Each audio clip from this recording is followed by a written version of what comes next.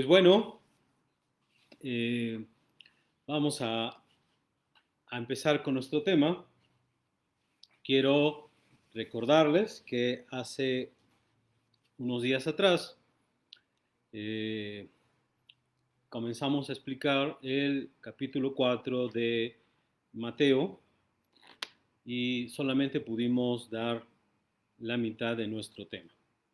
Así que hoy vamos a concluir ese tema. Vamos a dar la segunda parte.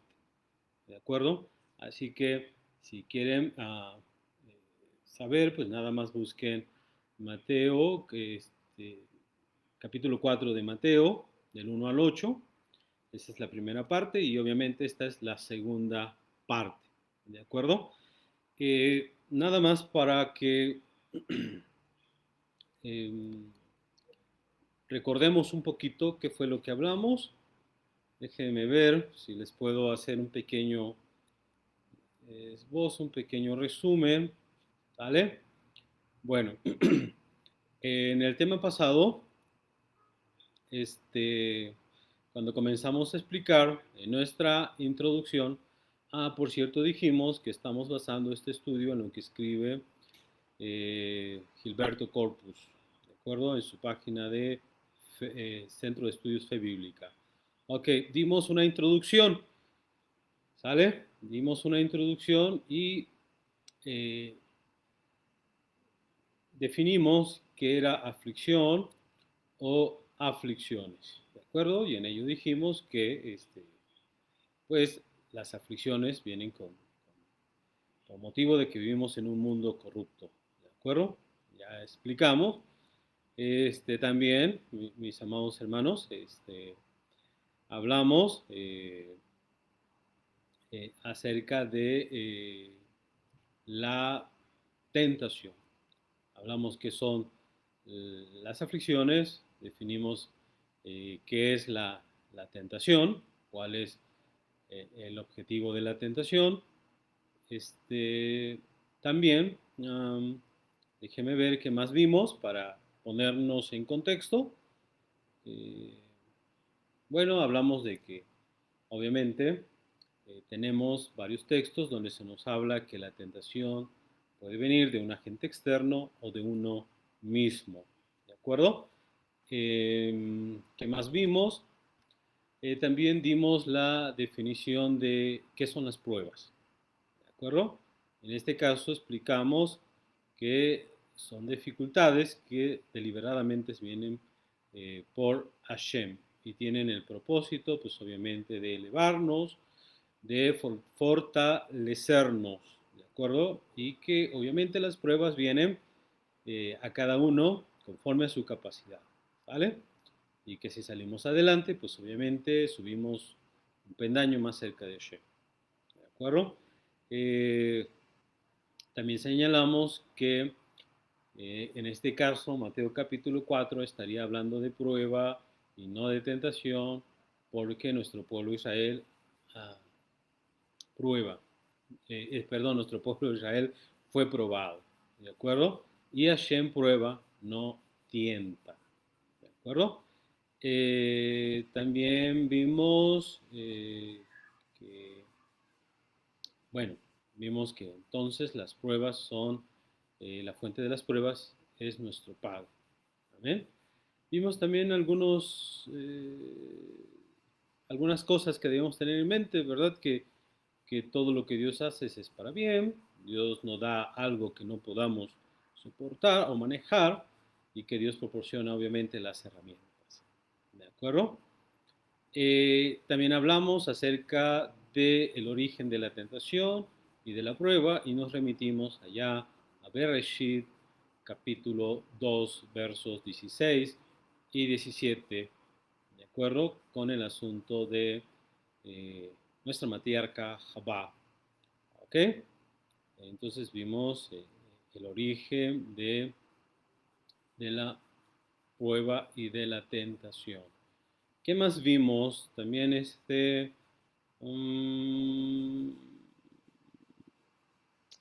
¿qué vimos? ¿Qué otra cosa vimos? Déjenme ver. Em, bueno, vimos entonces la frase que si Yeshua fue tentado o probado. ¿De acuerdo? Probado o tentado. Entonces, a través de la explicación que dimos, eh, nos, nos fuimos con la idea de que Yeshua fue probado. ¿De acuerdo? Y en este caso, no tentado. Vimos el comentario de Nehemiah Gordon. ¿De acuerdo? También analizamos la palabra griega teirasmos, que normalmente debe traducirse como prueba y no como tentación. ¿De acuerdo? Vimos el caso de Felipe con nuestro Rabbi Yeshua. Eh, ¿Qué más vimos también? Um, entonces, bueno, eh, al comparar a nuestro Rabbi Joshua con nuestro pueblo Israel, vimos que nuestro pueblo Israel fue probado y no tentado. ¿De acuerdo? Vimos el caso de Abraham, que fue probado. Vimos el caso de Job, que dice que me probaráis, saldré como oro. ¿De acuerdo? Bueno. Eh, Luego vimos también la frase por el diablo. Y en este contexto, pues, tratamos de explicar qué sería el diablo, ¿de acuerdo? O el hebreo, Satán, ¿vale? Eh, bueno, entonces, además vimos de esto, vimos al Satán como una entidad, esto es como un ser sensible. Eh, También vimos este, otro tópico, eh, este, ¿qué más vimos? Déjame ver. Bueno, después vimos el Satán como una fuerza impersonal del mal. ¿De acuerdo? Esto con relación a que el Satán sería el Yetzer Hara, la mala inclinación que está en toda persona. ¿De acuerdo? Vimos también que el Yetzer Hara no era una cosa mala, es una cosa que Hashem puso en el ser humano, que bien usada, eh, es obviamente es algo bueno. ¿De acuerdo? Todo, cuando se sale de las manos del hombre, pues todo se vuelve negativo, se vuelve malo. ¿De acuerdo? Pusimos varios ejemplos y bueno, ¿qué más vimos? Bueno, vimos algo acerca de Kefa, de cómo Yeshua le llamó a Kefa Satán y creo que por allí nos quedamos. ¿De acuerdo? Nos quedamos entonces en donde Kefa fue llamado Satán o Satanás y preguntamos que si Satanás o Satán se había introducido en Kefa y dijimos que no, sino que era su actitud rebelde, opositora, adversa a los planes de Hashem. ¿De acuerdo? Entonces, teníamos que podemos tomar al Satán como sustantivo, como una entidad, y al Satán como el instinto alma. ¿De acuerdo? Entonces, allí nos quedamos y dijimos que tomando en cuenta, ¿verdad? Lo de Satán como sustantivo, Satán como una entidad, Satán como el instinto al mal, que hay dos posibilidades que se levantan como más fuertes, o que Yeshua experimentó en este pasaje que estamos viendo de Mateo capítulo 4. Una, que Yeshua tuvo una lucha literal con una entidad llamada Satán, ¿de acuerdo? Y la segunda posibilidad es que Yeshua tuvo una lucha con sus propios impulsos, ¿de acuerdo? Entonces, la primera posibilidad, entonces, de lo que pudo haber estado experimentando Yeshua en este pasaje, es que la lucha o el encuentro o la experiencia con la entidad, pues, se dio literalmente como mayormente se ha enseñado. ¿De acuerdo? Y la segunda posibilidad es que se levanta, es que realmente Yeshua tuvo una lucha interna con sus propios impulsos. ¿De acuerdo? Bien, me parece que allí nos quedamos, entonces espero no equivocarme y desde aquí vamos a arrancar. Ya hicimos un pequeño resumen, como ven, vimos varias cosas. ¿De acuerdo?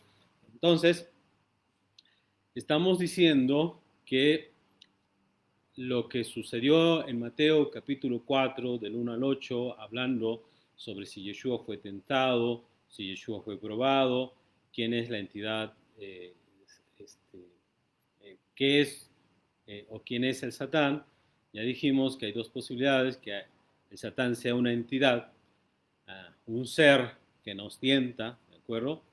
O que el Satán puede ser nuestros propios impulsos. Entonces nos inclinamos porque nuestro Ribi Yehoshua, mis amados hermanos, es que nuestro Ribi Yehoshua tuvo una lucha interna, ¿de acuerdo? Una lucha con sus impulsos, ¿de acuerdo? Y entonces, para él eso fue el Satán. Por eso es que decíamos que el Satán es cualquier adversario. En este caso, el adversario de nuestro Ribi Yehoshua fueron sus propios pensamientos, sus propios impulsos. Estaríamos diciendo, así como la propia Jabá los tuvo en el huerto de Edén. No es que un ser sensible le haya hablado a Jabá, sino, sino que ella misma estuvo elaborando un, diríamos, un discurso racional con el cual pudiera transgredir la voluntad de Hashem. Entonces, eh, decimos que nuestro Ribi Yehoshua entonces tuvo una lucha con sus propios impulsos. Y bueno, para ayudarnos a entender esto, vamos a ver un comentario de Génesis, de Bereshit, capítulo 3, verso 1.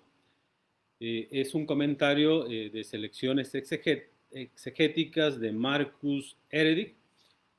Y él dice así, hablando un poquito de Génesis capítulo 3, 1, y que podría, pongan atención, podría ser un paralelo de lo que pudo haber experimentado eh, nuestro Mesías Yeshua en el desierto.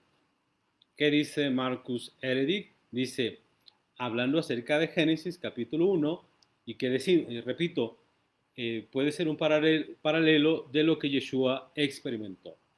Dice Marcus Heredig, este capítulo ha sido en la historia de la exégesis bíblica y su interpretación una fuente de controversias y comentarios discrepantes entre todos y los mejores intérpretes de la Biblia. Estamos, como les digo, estamos hablando acerca de un comentario de Génesis 3.1 donde aparece la serpiente, ¿sale? Bien, continuando con Marcus Heredig, dice, se han sugerido distintos caminos interpretativos al respecto, desde los sabios del Talmud y el Midrash, entre quienes han tomado literalmente los versículos, o sea, la serpiente como un animal que habla, hasta los exégetas judíos españoles que han querido ver en este capítulo, han querido ver este capítulo con símbolos y alegorías. Así, vemos desfilar ante nuestros ojos la opinión que dice que la serpiente hablaba, tanto como habló la asna de Bilam. Esto lo tenemos en Números 22, 22, ¿de acuerdo? Siforno, otro comentarista, dice, siguiendo una opinión talmúdica, quiere ver en esta serpiente el impulso del mal que está en el ser humano y lo asocia también con Satán, es decir, con las fuerzas negativas que salen al encuentro del ser humano para incitarlo a transgredir la voluntad divina. Maimónides ve en este capítulo una metáfora alegórica que estaría haciendo referencia a la fuerza imaginativa del ser humano. En este caso, estamos hablando de la mujer, ¿de acuerdo? Eso es lo que dice Maimónides. Para Abarbanel, le resulta claro que estamos frente a un monólogo de la mujer que hablando consigo misma estaría elaborando un sistema racional para transgredir la prohibición que pesaba sobre el fruto del árbol. Entonces, con este comentario, ¿de acuerdo? Queremos reafirmar que desde nuestra perspectiva, Yeshua tuvo una férrea lucha, una batalla tremenda con sus propios impulsos. Esto es, esto es uh, que, que, todos los hombres tenemos esa lucha, todos los hombres tenemos uh, esa guerra interna, ¿de acuerdo? Entonces, por eso decíamos en el otro video que el Ruach lo llevó al desierto. Sonaría incongruente que el Ruach lo llevó al desierto para que fuese tentado por el enemigo. En este caso, el Ruach lo llevó al desierto para que fuese probado por Hashem. Nuestro Rabbi Yeshua fue probado por Hashem, porque Hashem lo quiere probar, ¿de acuerdo? Y nuestro Rabbi Yeshua fue tentado por sus impulsos, ¿de acuerdo? Entonces, tenemos que saber, mis amados hermanos, que nuestro Rabbi Yeshua es llevado del monte, es llevado pues sí, del monte al pináculo del templo. Y en este caso estamos hablando de que esto está entre 24 y 30 kilómetros, ¿de acuerdo? Esto es si tomamos en cuenta el lugar que tradicionalmente se ubica el llamado Monte de la Tentación, ¿de acuerdo? Para lo cual, pues según Mateo, no hay explicación del método que se utilizó de cómo viajó estos 24 o 30 kilómetros, ¿de acuerdo? Y luego, pues también, luego aparece la escena donde es llevado a un monte alto, donde puede ver todos los reinos del mundo. Y esto es interesante porque obviamente no hay un monte donde se pueda apreciar todos los reinos del mundo, ¿no? Mucho menos ahora que sabemos que la Tierra es redonda, no hay un monte que nos pueda mostrar todos los reinos del mundo, ¿vale? Así que todo parece indicarnos, ¿verdad? Que todo lo que está sucediendo en este caso con nuestro Rabbi Yehoshua no está ocurriendo en un plano físico, ¿de acuerdo? No está ocurriendo en un plano físico. Y es importante que nosotros lo tengamos en mente, ¿de acuerdo?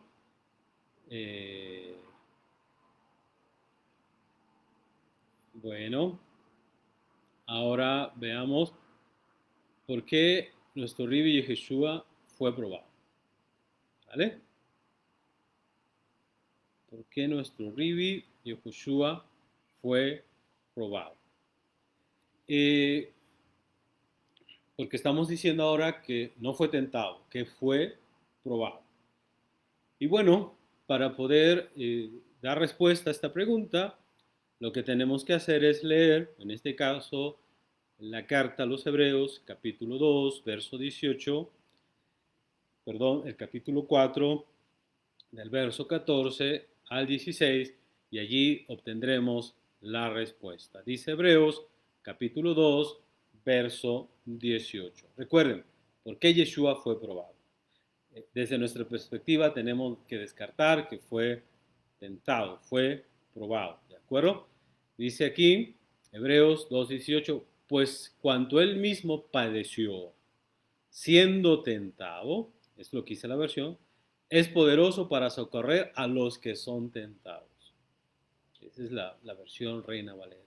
Pero la versión Kadosh israelita dice de la siguiente manera, dice, porque él mismo sufrió la muerte cuando fue puesto a prueba, él es capaz de ayudar a los que son puestos a prueba ahora. Entonces, esto es lo que dice la versión. Entonces vean ustedes, la versión Kadosh habla de prueba y no de tentación. Tenemos también en la Biblia de Jerusalén, y de hecho pueden ustedes revisar varias versiones, se darán cuenta que varias versiones se inclinan más porque nuestro Ribi, Yehoshua, fue probado y no tentado.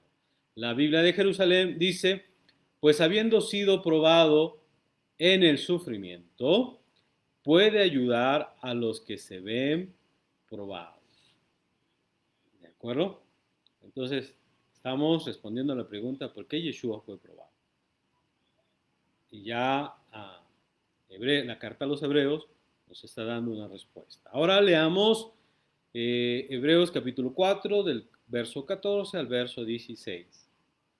Dice así, por tanto, teniendo un gran sacerdote que traspasó los cielos, Yeshua, el Hijo de Dios, retengamos nuestra profesión, porque no tenemos un sumo sacerdote que no pueda compadecerse de nuestras debilidades, sino uno que fue probado en todo,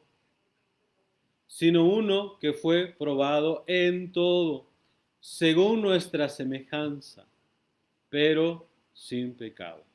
Acerquémonos, pues, confiadamente al trono de la gracia para alcanzar misericordia y hallar gracia para el oportuno socorro.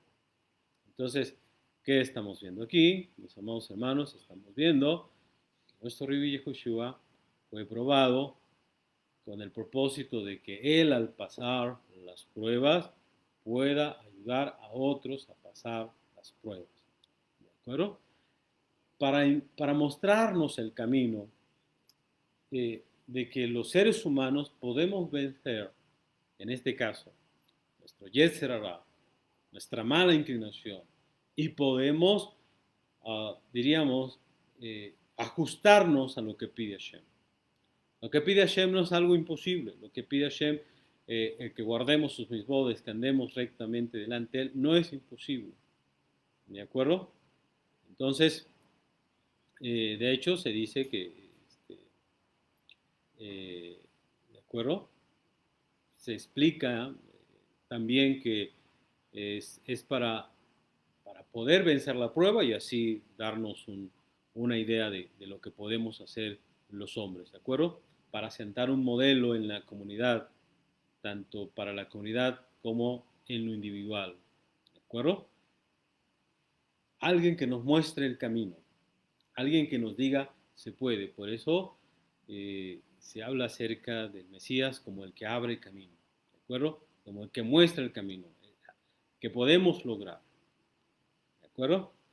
Bien, entonces, hasta aquí, ¿por qué Yeshua fue probado? Ahora, lo que estamos viendo en Mateo, lo que vimos en Bereshit y lo que vimos en Santiago, es que se nos habla de tres pruebas. Tres pruebas, ¿de acuerdo? Ahora, el asunto está, hermanos, que no son solo tres pruebas, ¿de acuerdo?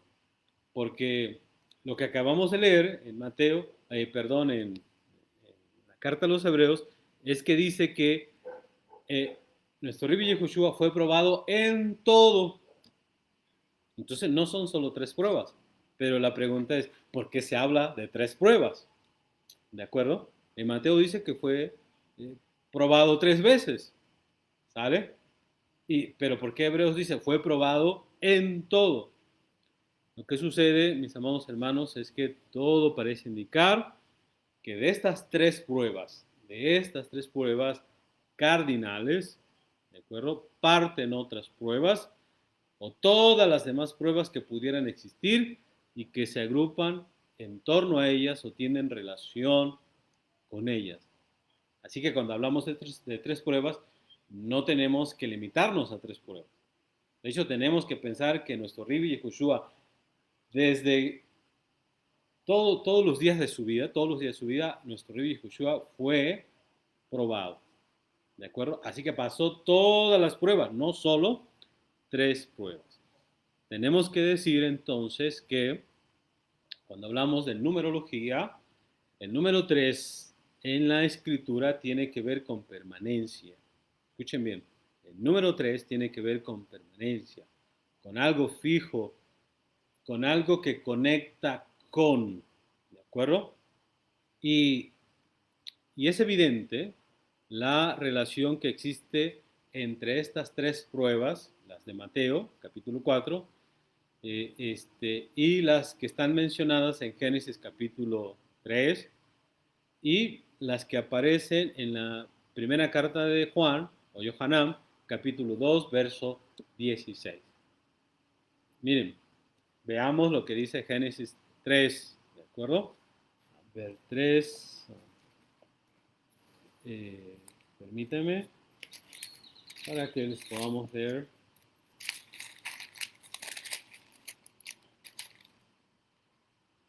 3:6, dice así. Y vio la mujer que el árbol era bueno para comer. Pongan mucha atención a las palabras bueno para comer. Y que era agradable a los ojos. Agradable a los ojos, allí deténganse. Y árbol codiciable para alcanzar sabiduría. Para alcanzar sabiduría. Y tomó de su fruto y comió y dio también a su marido, el cual comió así como ella. Aquí tenemos tres, ¿de acuerdo? Ahora, si vamos a la primera carta de Yohanan, capítulo 2, verso 16, miren lo que dice. Porque todo lo que hay en el mundo, los deseos de la carne, subrayen los deseos de la carne, los deseos de los ojos, subrayen esa parte, igual, los deseos de los ojos, y la vanagloria de la vida, igualmente, no proviene del Padre, sino del mundo. Otra vez tenemos tres. Entonces, como podemos ver, estas son las tres pruebas cardinales. Y de aquí se desprenden todas las pruebas que ustedes quieran especificar. Nuestro Rabbi Yehoshua no solo sufrió tres pruebas, pero en estas tres pruebas se agrupa todas las demás pruebas que pudieran existir. Por eso la carta a los Hebreos dice que nuestro Rabbi Yehoshua fue probado en todo. ¿De acuerdo? Entonces, claramente nos damos cuenta en estos pasukim que hemos leído que se mencionan tres pruebas que llamaremos las tres pruebas cardinales. ¿De acuerdo? Entonces, estas son las que encontramos en el capítulo que estamos analizando, el capítulo 4 de Mateo. ¿De acuerdo? De hecho, recordando un poquito, el verso 2 del Mateo 4 dice, y después de haber ayunado 40 días y 40 noches, tuvo hambre. ¿De acuerdo? Y el versículo 3 dice, y vino el tentador, ya saben que hay que cambiarlo, le dijo, si eres hijo de Dios, di que estas piedras se conviertan en pan. Relacionado esto con que tuvo hambre.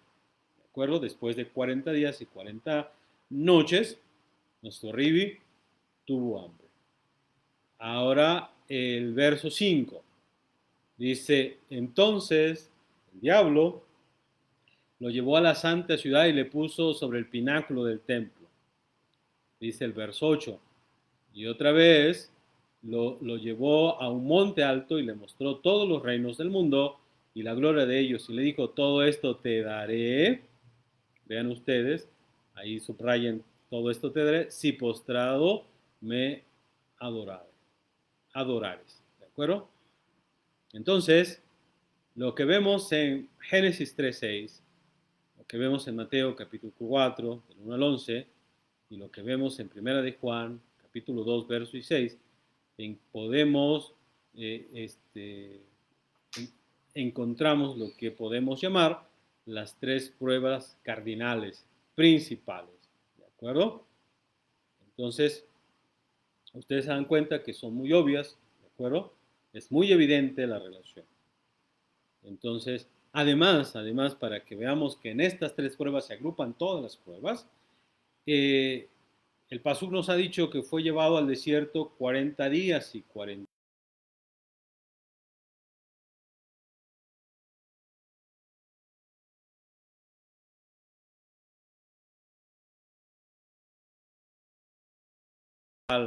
Diríamos austeridad en el desierto, en este caso soportando los calores y los fríos extremos, estar en un lugar peligroso, ayunar durante todo este tiempo, lo cual podríamos decir que es una prueba de resistencia y de total dependencia de Hashem, ¿de acuerdo? Entonces vean ustedes, por eso cuando se dice que nuestro Rabbi Joshua fue probado en todo, es porque él pasó no solo 3 pruebas, muchas, pero muchas pruebas.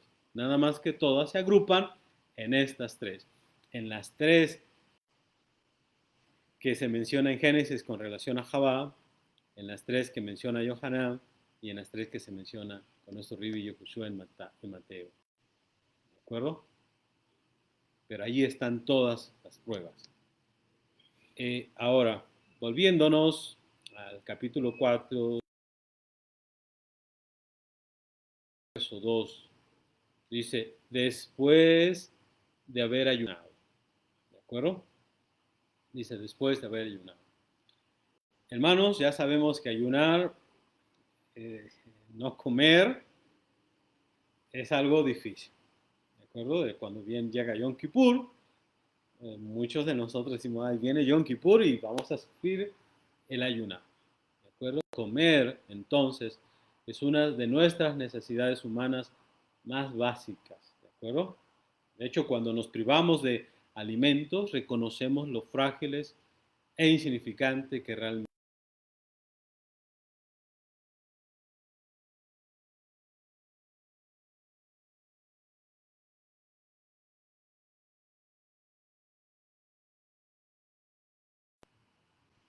Y nuestro Rabbi Joshua no ayuna un día, no una semana, no 2 semanas, sino 40 días y 40 noches. ¿Vale? Ahora tenemos Mateo capítulo 2, seguimos, capítulo 4, Mateo capítulo 4, verso 2 dice 40 días y 40 noches. ¿Vale? Bueno, aquí lo que podemos decir es que 40 días y 40 noches, este es el modelo que siempre ha utilizado nuestro Padre Todopoderoso como entrenamiento. ¿De acuerdo? De hecho, fue el entrenamiento y preparación para una nueva misión asignada a Moshe Rabbeinu.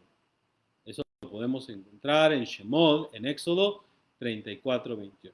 Moshe Rabbeinu también, de hecho los Jajamín enseñan que Moshe, cuando estuvo en la montaña,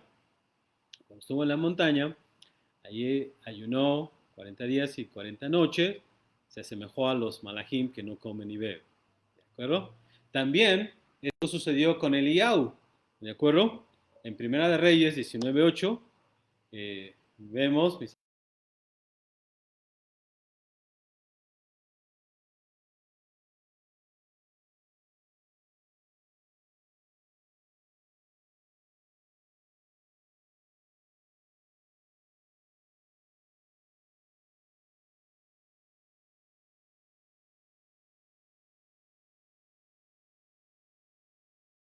la relación.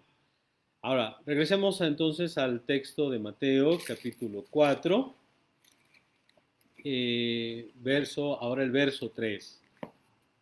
¿Vale? Mateo 4, verso 3. Bien, dice Mateo 4, verso 3, y vino a él el tentador. Y vino a él el tentador.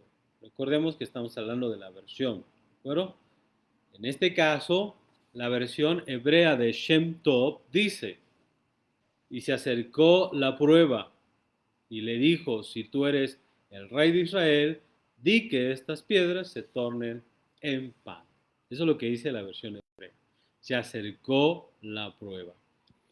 Y obviamente esto hace armonía con lo que hemos venido diciendo, con la posibilidad de que Yeshua no tuvo un encuentro con una entidad llamada Satán, el diablo, ¿de acuerdo? Sino con sus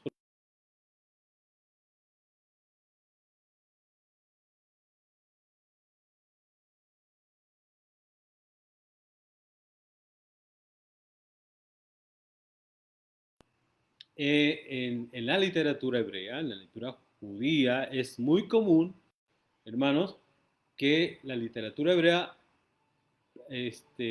utilice la personificación de cualidades, de virtudes, o atributos. ¿De acuerdo? Porque aquí del texto dice se acercó la prueba. Le está dando personalidad, pero la prueba no es una persona. ¿De acuerdo? Lo que sucede es que en la literatura hebrea se pueden personificar las cualidades, las virtudes o atributos. ¿De acuerdo? Ejemplo tenemos Proverbios, Misley, capítulo 1, verso 20, que dice de la siguiente manera.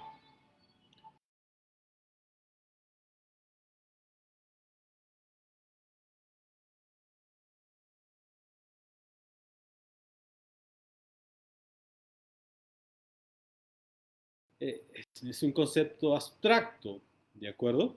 Dice aquí, clama en las calles. Entonces, ¿cómo un concepto abstracto puede gritar en las plazas, en las calles? ¿De acuerdo? Que alce su voz en las plazas.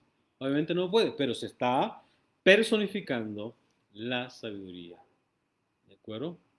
Y esto lo señalamos porque el texto dice se acercó, ya con lo que estamos diciendo, se acercó la prueba, porque en este caso se está personificando la prueba. Y es allí donde es muy posible que algunos se confundan y por eso digan, no, pues se habla de un ser, ¿cómo es que se acercó? ¿No?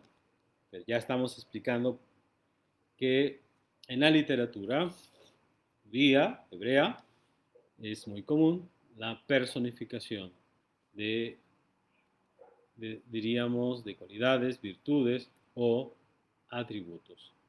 ¿De acuerdo? Bien, Mateo capítulo 4, verso 3, dice, y vino a él el tentador y le dijo, si eres hijo de Dios. Entonces ahora vamos a explicar la frase hijo. Bien, lo primero que tenemos que decir, hermanos, es que en las escrituras podemos ver que en ocasiones el título Hijo de Dios es igual a Mashiach. ¿De acuerdo? Hijo de Dios es igual a Mashiach. Y tenemos el siguiente ejemplo. Mateo capítulo 16, verso 16. ¿De acuerdo? Un texto muy famoso. Respondiendo Shimon Kefa, dijo, tú eres el Mashiach.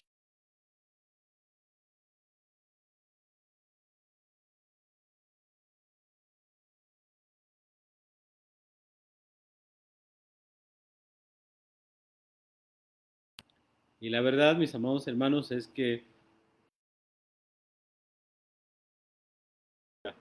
¿de acuerdo? Así que cuando Kefas dice, tú eres el Mashiach, el Hijo de Dios lo que está haciendo es repetir la misma idea. El Mashiach es el Hijo de Dios. ¿Vale? Tú eres el Mashiach, el Hijo de Dios. ¿De acuerdo? Entonces, hablar de Hijo de Dios es hablar del Mashiach. ¿Vale? Otro ejemplo tenemos Mateo capítulo 26, verso 63, que dice de la siguiente manera. Mas Yeshua callaba. Entonces el Cohen Gadol le dijo, te conjuro por el Dios viviente, por el Jai, te conjuro por el Dios viviente que nos digas si tú eres el Moshiach, el Hijo de Dios. No es posible que el sacerdote tenga en mente, ¿verdad?, que el Mashiach es una cosa y el Hijo de Dios sea otra cosa. Así, que el Cohen Gadol esté pensando, Hijo de Dios es equivalente a divinidad, en absoluto. Entonces, Mashiach es igual a, Hijo de Dios. ¿De acuerdo? Nos están mandando un WhatsApp que dice que se está cortando constantemente. Espero que no. Espero que nada más sea con la hermana que nos envió el mensaje. ¿De acuerdo? Por allí me indican si a alguien más se le está cortando. Ok, entonces dimos dos ejemplos. Parece inclusive que hay otro, déjenme verlo si lo busco muy rápido. Es en relación con Natanael, Déjeme ver. Dice, permítame.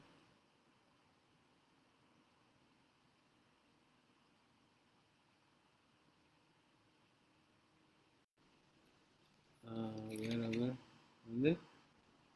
Eh, am,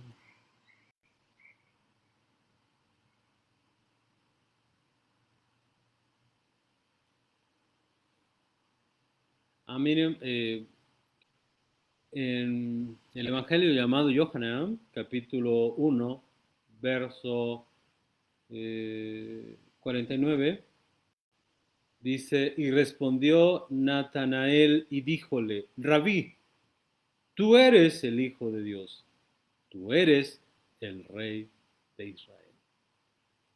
Entonces,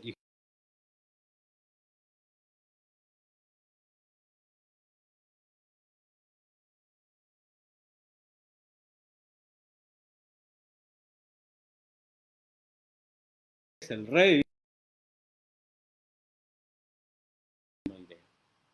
¿de acuerdo?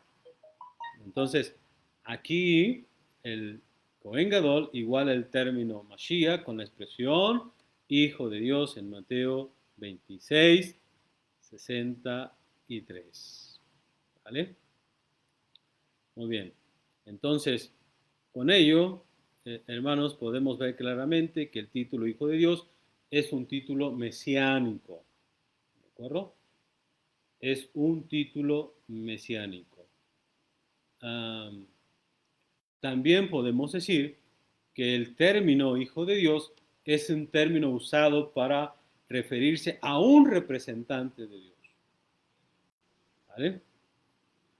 Oigan bien lo que estamos diciendo. El término Hijo de Dios también puede usarse para un representante de Dios.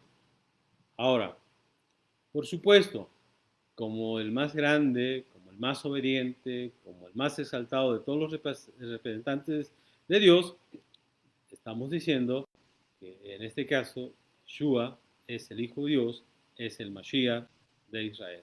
Pero no tenemos que olvidar, por ejemplo, no tenemos que olvidar que el término Hijo de Dios nada tiene que ver con divinidad, nada tiene que ver con preexistencia, nada tiene que ver con que venga del cielo, ¿de acuerdo? Porque tenemos en este caso a el rey Salomón, a Salomón Amel,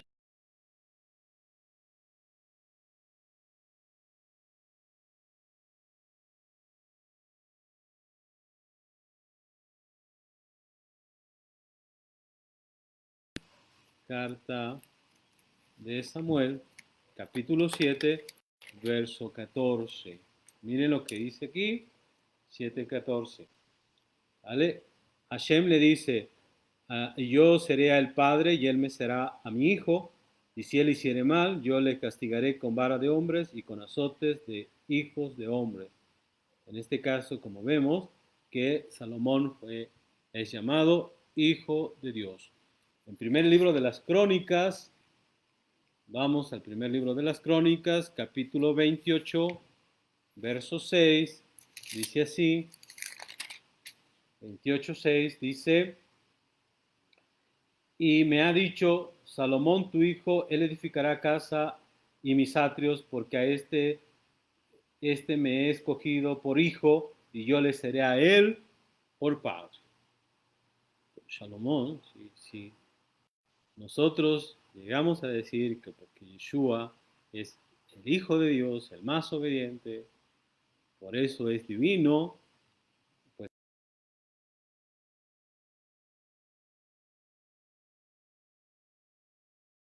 así.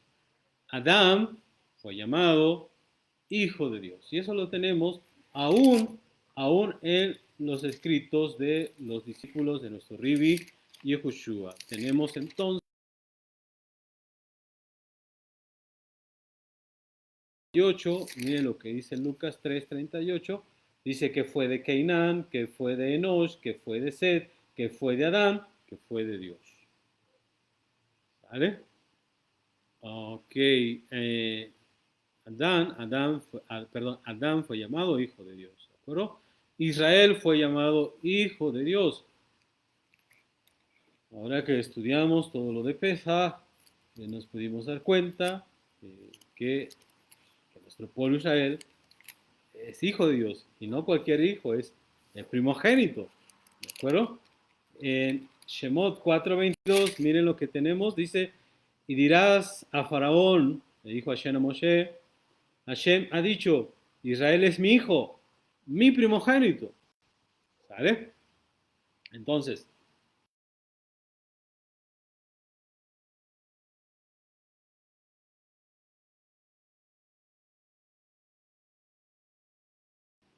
en ningún momento lo estamos elevando a divinidad, ni lo estamos haciendo igual a Dios, porque no hay nada que se le compare a Hashem.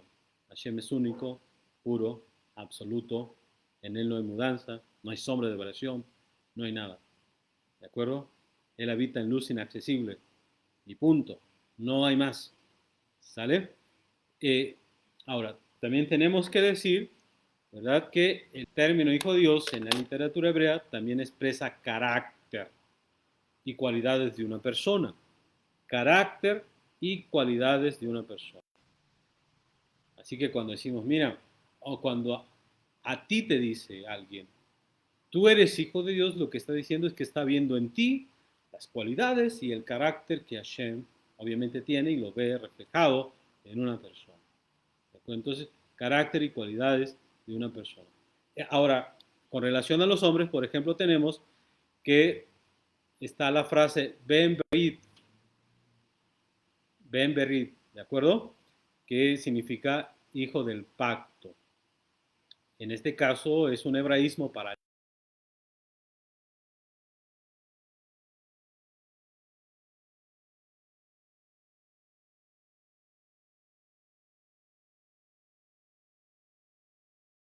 llama Nuevo Testamento, por ejemplo, en Hechos capítulo 4 se menciona a Bernabé como hijo de consolación, ¿de acuerdo?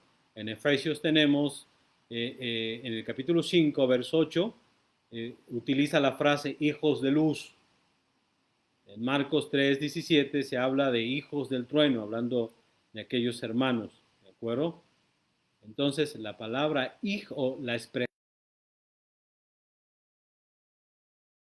o cualidades de una persona. Entonces, cuando a Yeshua, nuestro Ribi, se le dice hijo de Dios, lo que significa que en él estamos viendo a Dios, pero no que sea Dios, no que sea Dios encarnado, no que sea a la segunda persona de la Trinidad, no que sea, como creen los unitaristas, ¿verdad? Que primero fue Padre, luego Hijo, luego Espíritu Santo. No, nada de eso, nada tiene que ver con eso. Esas son cosas que van a venir por personas, mis amados hermanos, que desconocen profundamente, pues ahora sí, las raíces hebreas de nuestra fe. ¿De acuerdo? Al desconocer las raíces hebreas de nuestra fe, entonces se interpretan las cosas al antojo, como uno se imagina, como uno quiere. Y ese es el problema. Por eso es que existen muchas denominaciones, cada una siguiendo sus propias ideas y sus propios conceptos. ¿De acuerdo? Entonces, eh, bueno, tenemos también que decir que a la hora de revisar cada una de las pruebas, tenemos que considerar que las pruebas, en este caso, estaban diseñadas para romper la continuidad, el propósito y la misión para lo que fue enviado nuestro justo Mesías Yeshua. De hecho, como sabemos, cada uno es probado de acuerdo a su entorno, ¿vale? A su circunstancia, a su situación en particular. Como ejemplo, puedo ponerles que Abraham, Avinu, él fue probado con su hijo, como un hombre que ama el Gesed, que ama el hacer bondad, se le pide que sacrifique a su hijo amado, ¿de acuerdo? A su hijo querido. Entonces, Abraham Avinu fue probado con su hijo. Job fue probado con su posesión material. Entonces, cada uno es probado de manera particular. con su entorno, con su circunstancia, con la situación particular que esté viviendo. ¿De acuerdo? Eh, y en este caso tenemos que recordar que nuestro Rabbi Joshua, entre muchas otras cosas, justo ahora que está siendo aprobado, acababa de ser declarado y aprobado como el Mashiach, como el Hijo de Dios, como el Rey de Israel. ¿Sale? Entonces, lo que hemos visto es que las pruebas estaban dirigidas al hecho de, si tú eres el Hijo de Dios, si tú eres el Mashiach, entonces le vinieron las pruebas. ¿De acuerdo? Le vinieron las pruebas. Y bueno, pues entonces nuestro Rabbi Yehoshua fue probado y no tentado. ¿Vale? Bien, bien, pues vamos a continuar. Todavía tenemos más que decir. Entonces dice, los versos 3 y 4, dice, y vino a él el tentador y le dijo, si eres hijo de Dios, que ya vimos, ya explicamos, di que estas piedras se conviertan en pan. Y él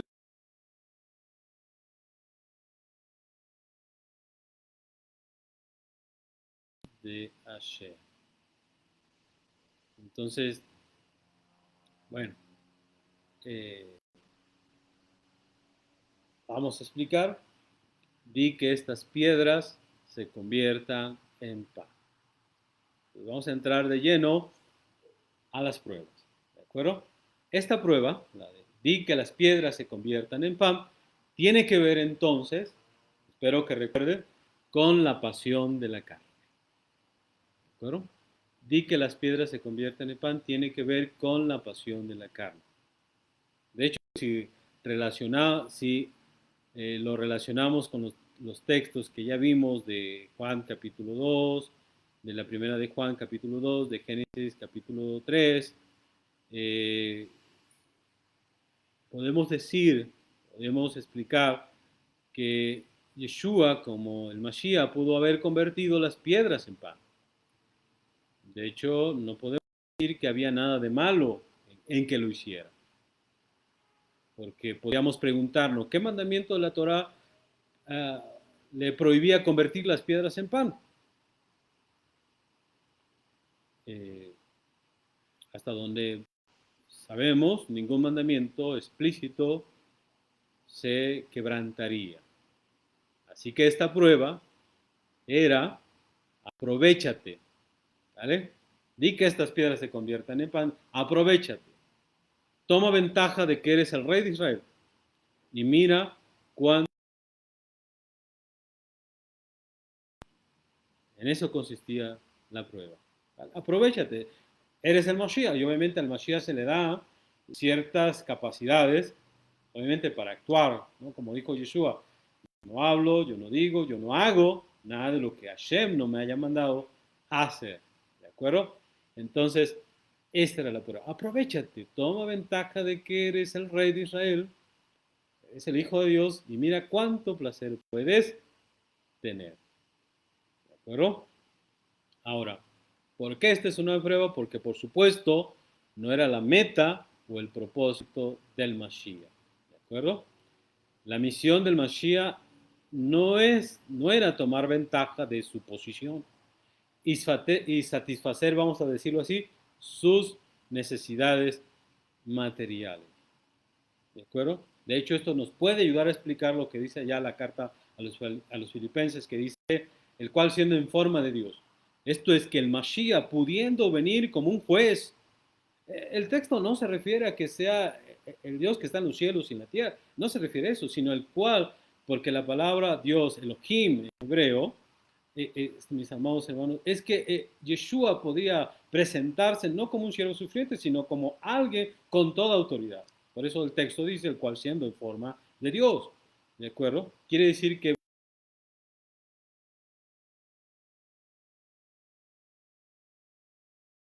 hicieran reverencia, que se complaciera lo que él quisiera, y Yeshua no lo hizo así.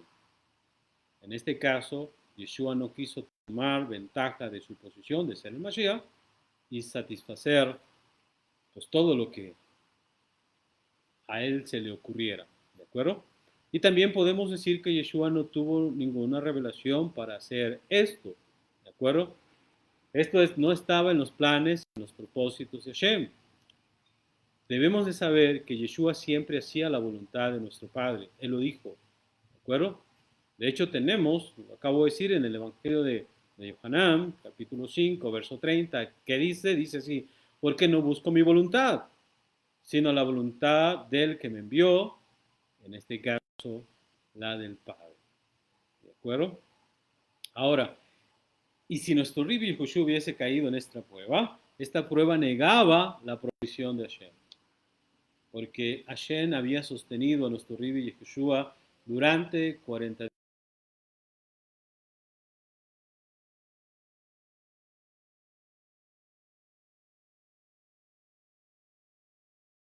de Hashem. Había sido insuficiente. Hashem no lo estaba ayudando, no lo estaba eh, sosteniendo. Entonces decía, me tengo que sostener yo. ¿De acuerdo? Negaba la provisión de Hashem.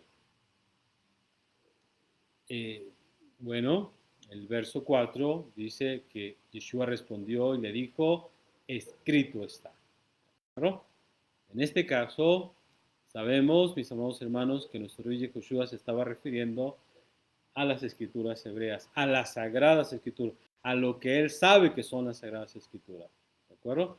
En este caso se está refiriendo a Devarim, Deuteronomio capítulo 8, del 1 al 3, y específicamente el verso 3. Dice los textos así, dice así, y cuidaréis de poner por obra todo mandamiento que yo te ordeno hoy, para que vivas, para que seas multiplicado y entres en la tierra que el Señor prometió con juramento a sus padres, y te acordarás todo el camino por donde te ha traído el Señor tu Dios estos 40 años en el desierto, para afligirte, para probarte, para saber lo que había en tu corazón, si habías de guardar o no sus mandamientos. Y te afligió y te hizo tener hambre y te sustentó con maná, comida que tú no conocías ni tus padres la habían conocido, para hacerte saber que no solo de pan vivirá el hombre, mas de todo lo que sale de la boca de Hashem vivirá el hombre.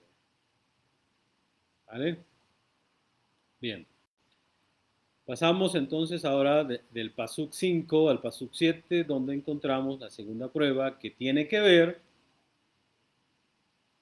la otra es la pasión de la carne, y ahora que tiene que ver con la segunda prueba, la arrogancia de la vida. ¿De acuerdo? Dicen así los Pasukim.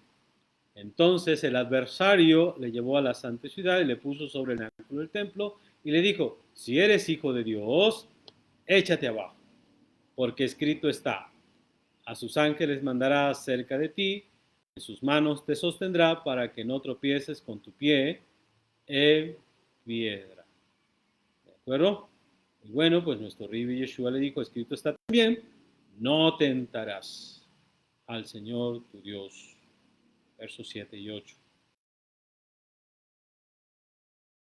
Del templo, ¿de acuerdo? Entonces, ¿en qué consiste esta prueba, mis amados hermanos? Fíjense, ¿por qué le llevó al pináculo del templo? Los hajamí en la tradición judía, entonces, Tosefta Rabá, se dice que cuando el Mesías se revele a sí mismo, lo hará como rey y lo hará desde el pináculo del templo. ¿De acuerdo? Entonces, es muy significativo que en esto dice que lo llevó al pináculo del templo. ¿De acuerdo? Ahora, la prueba consistía en atreverse, en dañarse. ¿De acuerdo? En atreverse a dañarse. Sin embargo, este llamado que Hashem hace de Yeshua no era para dañarse, ¿verdad? Y esperar que Hashem lo libre. Hashem llama a Yeshua como el Mashiach para que cumpla la voluntad de Hashem. Y si en eso va a sufrir, bueno, ok, va a sufrir. Pero no que él se exponga al sufrimiento de acuerdo de manera innecesaria. De hecho, lo leemos en el Evangelio de Juan, que dice que Yeshua no quería andar en Judea porque querían matarlo. Entonces, él no tentaba a Hashem, ¿sale? Entonces, esa era la prueba. Ajá, sin embargo, él no la acepta porque en este caso la misión, el llamado de nuestro Rebbe de Yeshua, no fue para que se dañe, ¿verdad? Y lanzarse del pináculo y esperar a que Hashem lo libre. Aquí nos sirve mucho lo que dice Rabbi Yanai. Dice, ¿qué dice Rabbi Yanai? Dice, un hombre nunca debería permanecer en un lugar de peligro a propósito. Diciendo que Dios realizará un milagro para él, porque percance, no milagro, será realizado para él. ¿Vale? Entonces, siempre que hablamos con nuestros hijos nos dicen, pero entonces, ahora que estamos viendo los problemas de muertes de muchachas, de muchachos, dicen, entonces, ¿qué? ¿No vamos a salir? ¿No vamos a poder salir a disfrutar en las noches o cosas así? Decimos, la verdad es que ya hemos llegado así. Salir ahora, mis amados hermanos, es exponernos. Y lamentablemente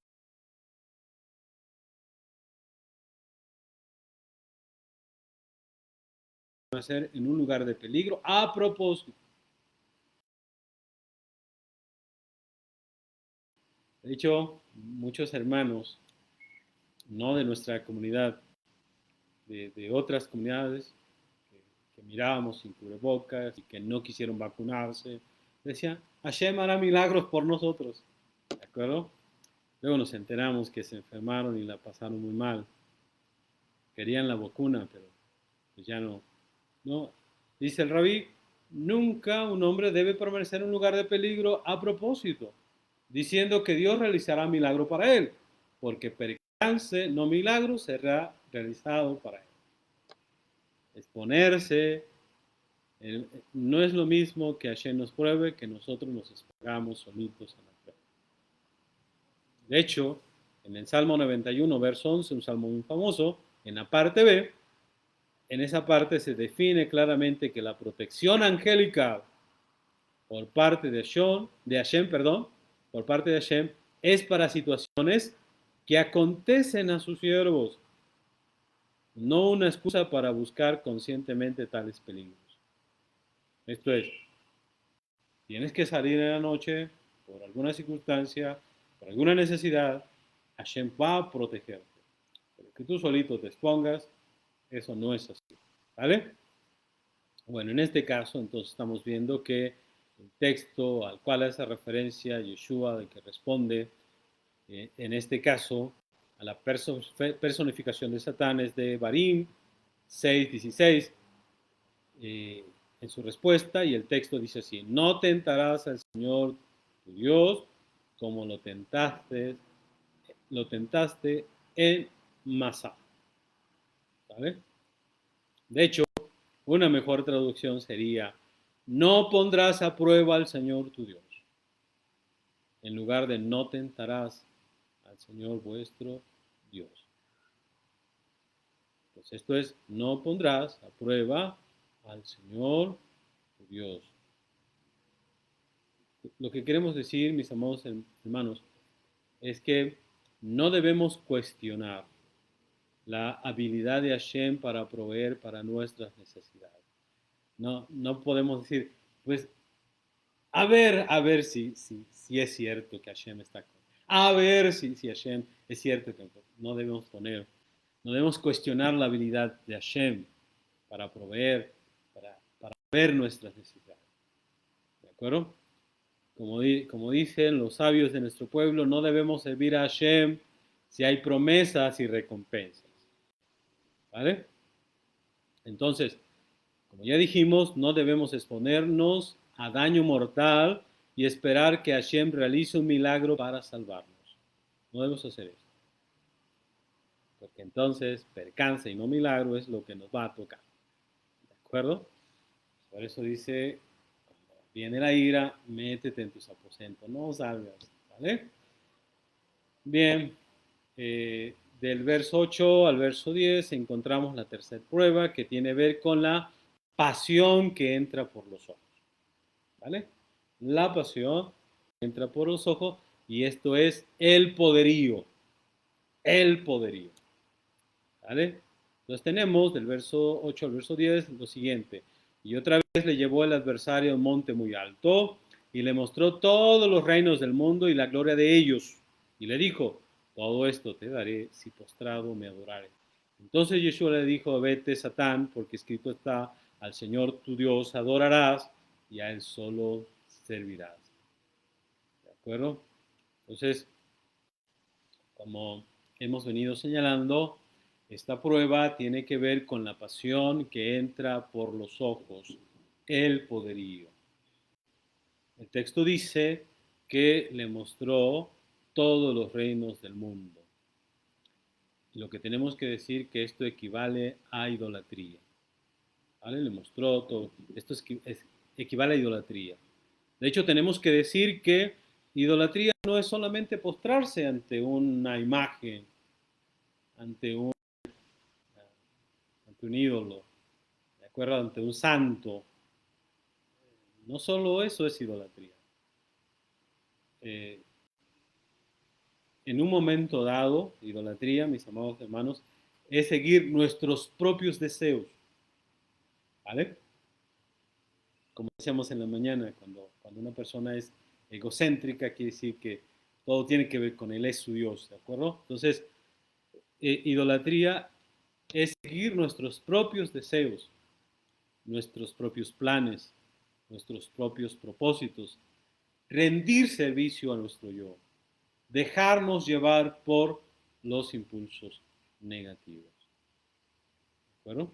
Eso es idolatría. De hecho, los textos dicen, no se puede servir a dos señores a la vez. ¿Vale? En este caso a Hashem y a nuestros propios impulsos. Esa es idolatría. En este caso Yeshua estaría siguiendo sus propios impulsos. ¿Vale? Entonces, por eso es que nuestro Rabbi Yeshua va a responder con Devarim 6, verso 13, que dice, al Señor tu Dios temerás y a Él solo servirás y por su nombre jurarás. ¿De acuerdo? Entonces, miren, al final de todo esto que estamos viendo, mis amados hermanos, Yeshua eligió, nuestro Rabbi Yeshua, presentarse como un Mashiach de acuerdo a la misión, al propósito que Hashem tenía planeado. No lo que él quiso, no lo que él hizo. ¿De acuerdo? Vamos a decirlo así, no a su propia voluntad, ni a la voluntad de la percepción humana. ¿De acuerdo? Lamentablemente, como nuestro pueblo Israel estaba viviendo un momento difícil, complicado, porque estaba siendo dominado por el Imperio Romano, pues obviamente esperaba un Mesías que pudiera liberarlo físicamente, en este caso, del dominio que estaba sobre él, del dominio de los romanos. Y por ello no pudieron ver al Mesías de otra manera, de acuerdo como la misma escritura lo presenta, que el Mesías tiene que cumplir dos roles, ¿de acuerdo? Una persona con dos roles. Entonces, nuestro pueblo de Israel esperaba pues un Mesías, en este caso con dotes militares, que lo liderara a la batalla. Y eso lo hará, pero no era el momento. Así que podemos decir lo que tiene continuidad, lo que tiene propósito, dentro de lo que Hashem estableció. ¿De acuerdo? Y desechó lo finito, lo temporal, lo pasajero y lo desprovisto de propósito. O sea, dejó sus, dejó sus anhelos, dejó sus ideas, sus pensamientos y se enfocó en lo que Hashem le pedía como padre. ¿De acuerdo? En eso se enfocó. Se anuló a sí mismo como lo haría más adelante otro discípulo, bueno, otro apóstol de nuestro hijo Yeshua, Shaul. Anularse. ¿De acuerdo?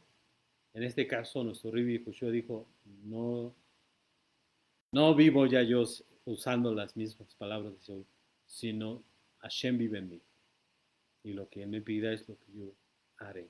¿De acuerdo? Por eso estamos diciendo que eh, tuvo como propósito seguir aquello que Hashem le había ordenado. Y desechó todo aquello que, pues al final, era temporal, era pasajero y desprovisto de propósito. ¿Vale? Bien, el pasuk 11 dice, entonces, bueno, el adversario entonces le dejó y aquí vinieron ángeles y le servían. Mis amados hermanos, eh, hasta aquí vamos a dejar el tema, esperando como siempre que hayamos podido explicarnos, siempre pidiéndole a nuestro Padre Todopoderoso esa sabiduría y agradeciendo también a muchas personas que pues obviamente están enfocadas en descubrir, en analizar cómo debemos comprender la... Debemos saber, mis amados hermanos, que obviamente nos dejaron todo revuelto, nos dejaron todo confundido, ¿de acuerdo? Nosotros hemos venido a ser como aquellas ovejas que llegan tarde a la fuente de agua. Las primeras ovejas entran y todo lo revuelven y quedó todo así, todo confundido. Nos toca, bueno, ya las aguas se calmaron, otra vez volvieron, están tornándose cristalinas y estamos redescubriendo las raíces hebreas de nuestra fe. ¿Bien?